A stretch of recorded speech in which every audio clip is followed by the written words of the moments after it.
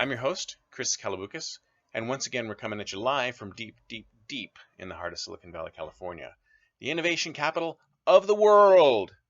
We're talking innovation, startups, the future, not necessarily those, and not necessarily in that order. I tell you, so many companies I know do this. So many companies I do this. You've heard of the term acquihire, right? Acquihire is when a larger company sort of swoops in and buys up a startup, usually small startup, certain size.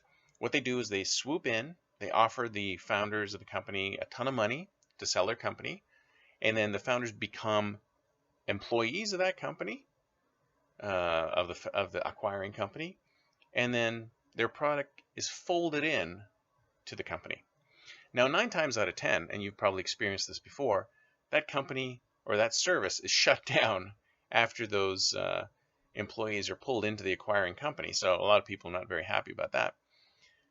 But I understand why companies do it for innovation. I mean, even if they innovate internally, not everyone internally, or not every interesting, innovative idea that the company would like to pursue is developed internally. A lot of times, these startups are out there and they develop all these interesting ideas, and they get a little bit of traction, and they pick up a little bit of interest from these larger companies who go, hey, that's an interesting thing. Maybe we should do something about that. So they look outside for innovation. They find these companies, they hire them, or they buy them out, and they bring them in on board. Now, the thing is that a lot of times, somebody within the company is probably already working on an idea very similar to the external idea, or if not working on it now, was working on it in the past. I mean, I've heard this case before where there's a guy who I know who suggested an idea to his manager years ago, and the manager said, oh yeah, that's interesting, we should work on it, you should work on that, and he never did anything about it, and it never went anywhere.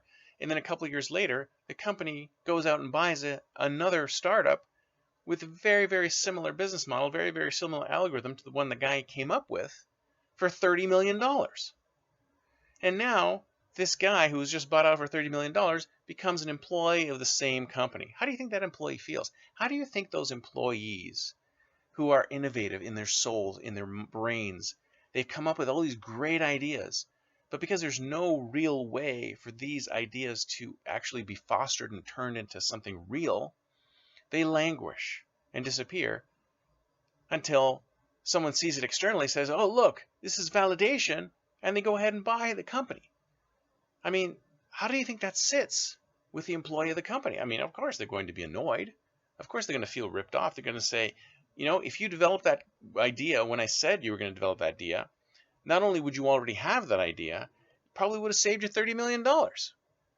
And the thing is, once those ideas are developed externally, usually what happens is that they pick up a following, right? I mean, there's plenty of companies that I've heard, I think the latest one is called Timeful. Timeful is this great app that allows you to do scheduling, right? Fantastic calendar app, great traction, tons of people love it. What happens? They get bought by Google. What's going to happen next? They shut it down. Where are all those users going to go? Are those features actually going to be rolled into Google Calendar? Who knows? I mean, it's the same thing with Sunrise. That's just another calendar app. There's plenty of these things happening where the larger company swoops in, they acquihire, and then they shut down the original service. I mean, why can't they at least keep the original service going and keep those original customers happy? I don't understand. So the thing is that in the long run, it's much cheaper to actually innovate internally. It's much cheaper to get those ideas out of your employees' heads, capture them, turn them into real products, especially nowadays with the frameworks and tools that we have. You can develop stuff so quickly. You can develop prototypes, you can test prototypes, you can do market testing so quickly on almost any idea that's out there that there's really no need to spend $30 million to buy it externally. That's it for me for today. See you next time, and until then, don't forget to think future.